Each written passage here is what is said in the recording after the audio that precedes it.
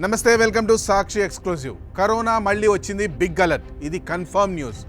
గతంలో ప్రపంచవ్యాప్తంగా వణికించిన మహమ్మారి కరోనా మరోసారి విజృంభిస్తోంది.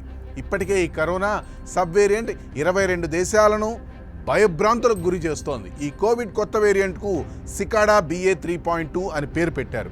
ఈ కేసుల సంఖ్య అతి వేగంగా పెరుగుతుండడంతో ప్రజల్లో తీవ్ర ఆందోళన మొదలైంది. అమెరికాతో పాటు సుమారు 22 దేశాల్లో ఈ వేరియంట్ వేగంగా విస్తరిస్తున్నట్లు అంతర్జాతీయ ఆరోగ్య సంస్థలు సైతం వెల్లడిస్తున్నాయి. ఈ నేపథ్యంలో ఈ న్యూ వేరియంట్ స్వభావం, లక్షణాలపై ప్రత్యేక కథనం మీకోసం. ఈ వీడియో చాలా ఇంపార్టెంట్. వీడియో అయితే ఎక్కడ స్కిప్ అవ్వకుండా చూడండి. BA.3.2గా పిలిచే ఈ వైరస్ ఒమిక్రాన్ కుటుంబానికి చెందింది. 2022లో దాదాపు కనుమరుగైపోయిన ఈ పాత జాతి ఇప్పుడు మళ్ళీ రూపాంతరం చెంది పుట్టుకొచ్చి కలవర పెడుతోంది. ఏళ్ల తరబడి భూగర్భంలో ఉండి ఒక్కసారిగా బయటకు వచ్చే సికాడా అనే కీటకం పేరును దీనికి సంకేతంగా పెట్టారు. తొలుత 2024 చివరిలో దక్షిణాఫ్రికాలో వెలుగు చూసిన ఈ వేరియంట్ ప్రస్తుతం అమెరికా, యూరప్, ఆస్ట్రేలియా దేశాల్లో మరింత వేగంగా విస్తరిస్తోంది. సాధారణ కోవిడ్ వేరియంట్ల కంటే ఇది భిన్నంగా ఉండటమే శాస్త్రవేత్తలకు ఆందోళన గురి చేస్తోంది. దీని స్పైక్ ప్రోటీన్లో దాదాపు 70కి పైగా మార్పులు సంభవించాయి. గతంలో వచ్చిన వ్యాక్సిన్లు లేదా ఇన్ఫెక్షన్ల ద్వారా మన శరీరంలో ఏర్పడిన యాంటీబాడీలను ఇది సులభంగా తప్పించుకునే అవకాశం ఉంది.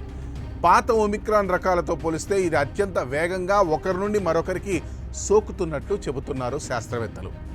ప్రధాన లక్షణాలు ఎలా ఉంటాయంటే జ్వరంతో పాటు చలి, శరీర ఉష్ణోగ్రత అకస్మాత్తుగా పెరగడం, కండరాల నొప్పులు, తీవ్రమైన అలసట, నిరంతరాయంగా దగ్గు రావడం, ముక్కు కారడం, వికారం, వాంతులు లేదా విరోచనాలు వంటి లక్షణాలు ఈ వేరియంట్ సోకిన వారిలో ఎక్కువగా కనిపిస్తున్నాయి. ప్రపంచ ఆరోగ్య సంస్థ ప్రస్తుతం ఈ వేరియంట్ను పర్యవేక్షణలో ఉన్న వేరియంట్ జాబితాలో చేర్చింది. ఇది వేగంగా వ్యాప్తి చెందుతున్నప్పటికీ పాత వేరియంట్ల కంటే ఎక్కువ ప్రాణాంతకమని చెప్పడానికి ఇప్పటి వరకు ఎలాంటి ఆధారాలైతే లేవని పరిశోధకులు చెబుతున్నారు.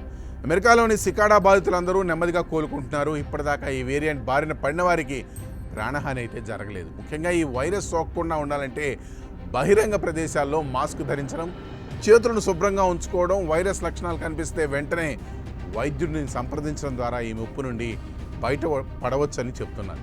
పోతే ఈ సికాడా వేరియంట్ మనకు సోకకుండా ఉండడానికి ఎటువంటి జాగ్రత్తలు తీసుకోవాలి? పాత వేరియంట్ల కంటే ప్రాణాంతకం అని చెప్పడానికి అయితే ప్రస్తుతానికి ఆధారాలు లేవు. బాధితులైతే నెమ్మదిగా కోలుకుంటున్నారు కూడా. మాస్క్ ధరించడం, బహిరంగ ప్రదేశాల్లో తప్పనిసరి చేతులను సబ్బులతో కడుక్కోవడం, శానిటైజర్తో శుభ్రం చేసుకోవడం, సికాడా వేరియంట్ లక్షణాలు కనిపిస్తే వెంటనే వైద్యుడిని సంప్రదించడం, సామాజిక దూరం పాటించడం అనేవి చాలా తప్పనిసరైన నియమాలు. ఏదేమైనప్పటికీ మరోసారి కరోనా మన ముందుకు వస్తోంది కాబట్టి జాగ్రత్త పడడం మన వంతు. ఈ స్టోరీపై మీ కామెంట్స్ తెలియచేయండి. That's all for today. This is Harikrishna signing off for Sakshi exclusive.